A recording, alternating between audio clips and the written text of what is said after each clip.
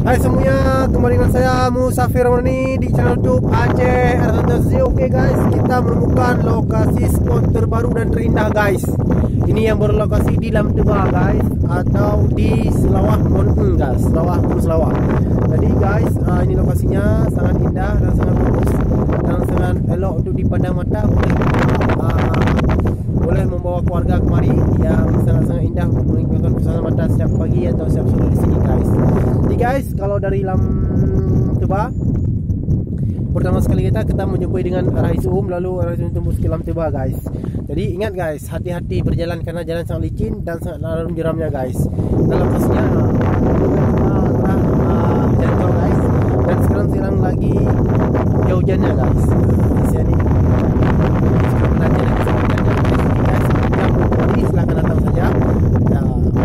Ini pemandangan alam yang indah dan sangat luar biasa, seperti di puncak batu sana guys.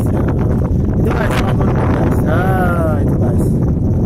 Itu namanya The Lonely Mountain atau The Selawah Mountain guys. Jadi guys, jangan lupa sekali lagi ini lokasinya guys, sangat indah pemandangan.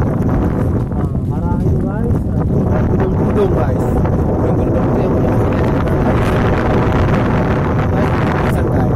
guys, jangan lupa sekali lagi like and subscribe my YouTube channel Aceh Artansi guys, dikarenakan kami sangat-sangat.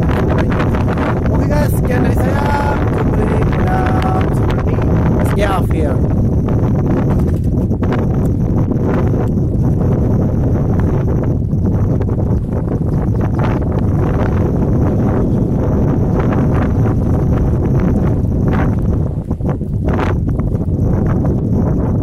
Guys, itu Bang Min, kawan gua guys, yang gua hari ini